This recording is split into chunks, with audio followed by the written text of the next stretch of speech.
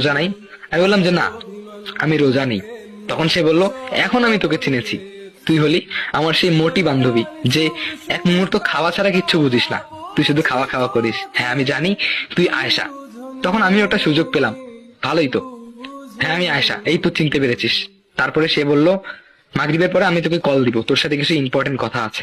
তখন আমি ভাবতে শুরু করলাম, মেয়েটা যদি আমাকে কল দেয় আর আমার ভয়ে যদি শোনে ছেলে মানুষের, তখন কি না তো কি ভাববে, তাই না? তো তারপরে আমি বললাম যে আসলে আমি আপনার কোনো বান্ধবী না, আমি একটা ছেলে। তখন সে ইমপ্রেস হয়ে গেল, সে কি আজব, আপনি একজন ছেলে আর আমি আপনাকে চিনতেই পারলাম না। তারপরে বললো যে হোক ঠিক আছে, ছেলে হয়েছেন তো কি হয়েছে, আপনাকে কল দিব, ভালো করে কথা বলবো। আমি বললাম যে ঠিক আছে। তো মাগরিবের পরে সেই মেয়েটা আমাকে কল দিল, আমি রিসিভ করলাম, বললাম যে হ্যালো, আই এম সরি, প্রথমে সরি বলতেছি কারণ এইভাবে কথা বলাটা আমার উচিত হয়নি। তখন সেই মেয়েটা বলল